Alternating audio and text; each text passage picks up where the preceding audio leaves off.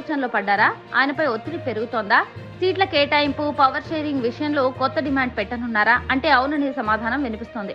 చంద్రబాబుకు సీట్లు ఇస్తావా చస్తావా అని అల్టిమేటం జారీ చేసినట్టు సమాచారం. జరుగుతున్న పరిణామాలు ఈ అనుమానాలకు బలం చేకూరుస్తున్నాయి. జనసేనలో జరుగుతున్న పరిణామాలతో కాపులు నిరుత్సాహానికి గురవుతున్నారు.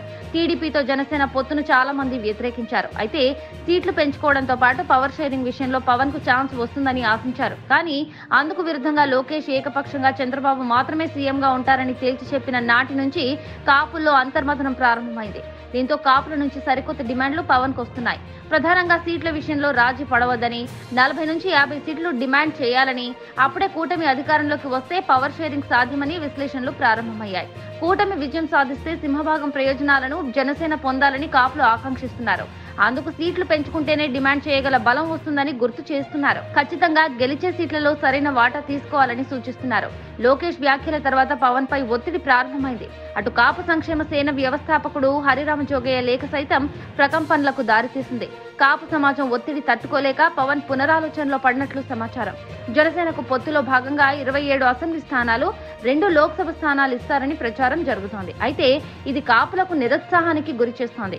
ఇంత తక్కువ సంఖ్యలో సీట్లు పొందడంతో ఎటువంటి ప్రయోజనం ఉండదని, రేపు కూటమి అధికారంలోకి వస్తే సంఖ్యాబలాన్ని అనుసరించి టీడీపీ ఏకపక్షంగా పవర్ షేరింగ్ సాధించే అవకాశం ఉందన్న అనుమానాలు ఉన్నాయి. మరోవైపు ప్రశాంత్ కిషోర్ వ్యూహాలు ముందుగా పవన్ కళ్యాణ్ పైనే ప్రయోగిస్తారని, అదే జరిగితే పవన్ రూపంలో కాపులకు అన్యాయం జరుగుతుందని ఆ సామాజిక వర్గంలో ఆందోళన నెలకొంది.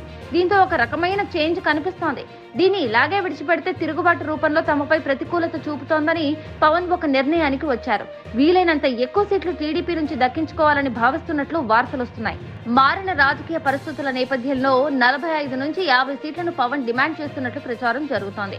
ఇప్పటికే ఆ జాబితాను చంద్రబాబుకు అందించినట్లు టాక్ నడుస్తోంది. ముఖ్యంగా కాపు ప్రాబల్యం ఉన్న నియోజకవర్గాల్లో టికెట్లు డిమాండ్ చేస్తున్నట్లు తెలుస్తోంది. దీనిపై టీడీపీలో సైతం తర్జన భర్జన జరుగుతున్నట్లు సమాచారం. అయితే ఉన్న ఫలంగా పవన్ డిమాండ్ తో టీడీపీ నాయకత్వం ఆశ్చర్యపడినట్లు తెలుస్తోంది. అయితే సీట్ల విషయంలో పవన్ వెనక్కి తగ్గకుండా కాపు సంఘాల నేతలు, ప్రముఖులు జనసేనానిపై ఒత్తిడి పెంచుతున్నారు. ఎక్కువ సీట్లు పొందేలా వ్యూహరచన చేస్తున్నారు. మరి ఏం జరుగుతుందో చూడాలి.